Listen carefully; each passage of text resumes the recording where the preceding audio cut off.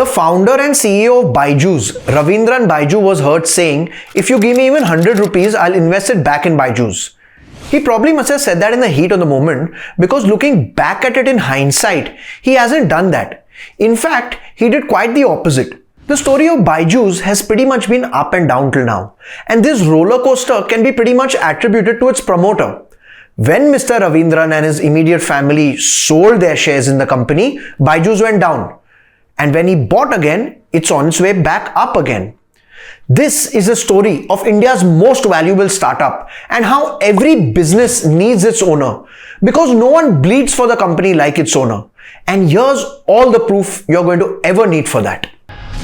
Byjus began its journey in 2011 and grew to be India's most valuable startup since September 2021 and is now worth somewhere near $22 billion.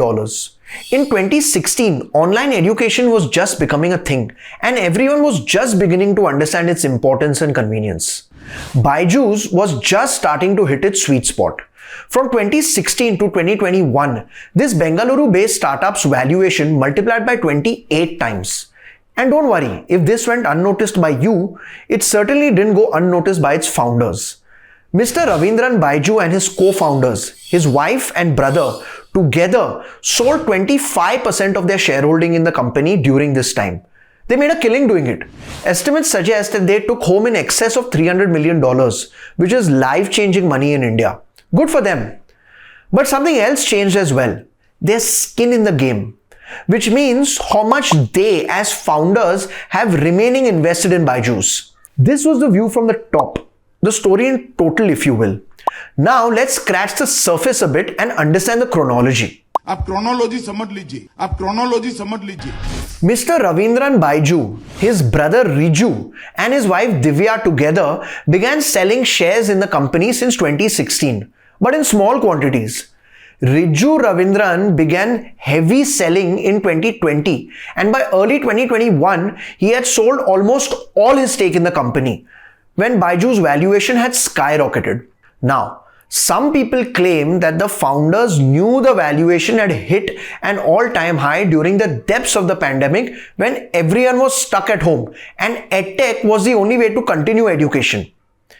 And just to deflect attention, Mr. Raveendran Byju made his brother sell shares at that valuation and took home a handsome amount. Be that as it may, the result of this was that the shareholding of the promoters dropped by more than 25%. This process of promoters of a private company selling shares to existing investors or third parties is called as secondary sale of shares. It happens everywhere and it's a part and parcel of a typical startup. After all, promoters of startups should also reap the benefits of their hard work.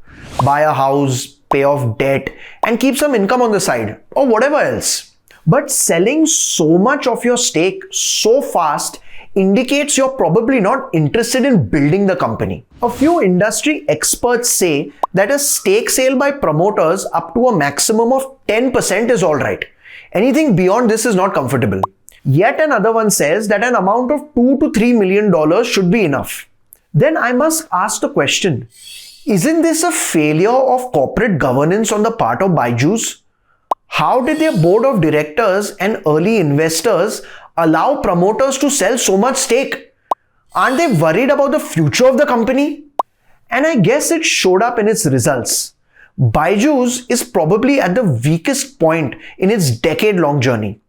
The company reported a record loss of 4,588 crores for last year, which is 19 times more than the previous year. Its revenue has almost remained the same year on year. This at a time when the revenue of its two biggest rivals, Unacademy and Vedantu, jumped 4 times. And these results were released after a lag of 18 months, by the way.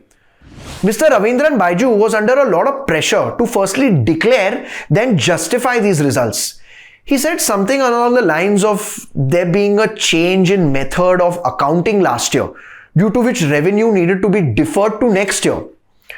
What I find baffling is how can revenue remain stagnant in a year when edtech firms boomed thanks to the pandemic and online education was practically the only option.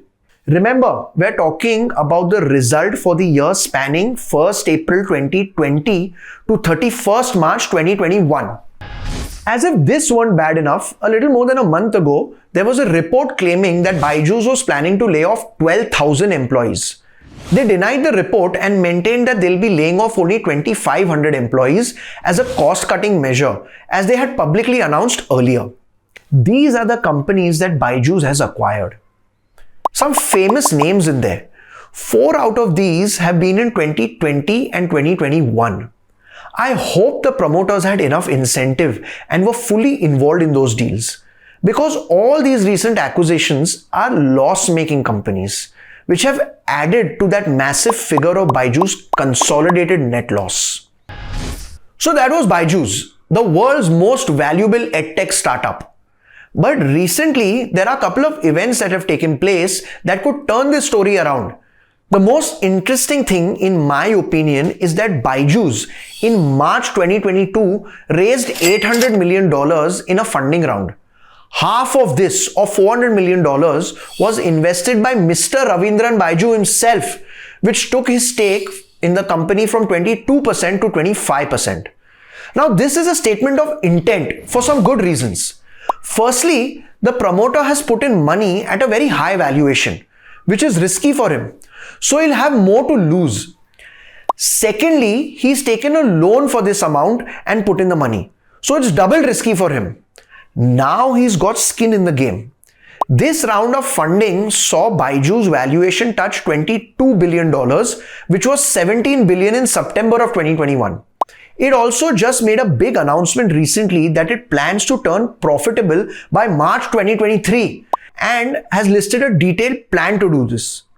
On the strength of this announcement, it raised another $250 million last month from existing investors. Further, they're doing some brave marketing campaigns as well. They're now one of the official sponsors of the 2022 FIFA World Cup in Qatar, making it the first edtech brand to sponsor this prestigious event globally. They've also roped in Lionel Messi as their brand ambassador. All this news amid the layoff news obviously caused a stir on social media. But these are brave decisions one can take only if the promoters are fully on board, because the backlash was pretty big. Then, Byjus also announced very recently that 4 out of their 5 big acquisitions will turn profitable by next year. And don't forget, the company is also planning its IPO pretty soon. In fact, it plans to be listed in India as well as USA. There's also some talk about Byjus wanting to list its newly acquired firm Akash Educational Services separately. Be that as it may, I think Byjus is fully aware of how retail investors have lost money in its new age counterparts like Paytm, Zomato, Nykaa after they have been listed. And Byjus will be eager not to repeat that fiasco when it comes down to its own listing and post that. I'm sure by now all its investors would have figured out the best insurance policy they can take out on Byjus is to have its promoter remaining invested in the company through thick and thin. Now be the first to know about the latest updates on our new news app. Go on your Android or iOS, search for HW News Network.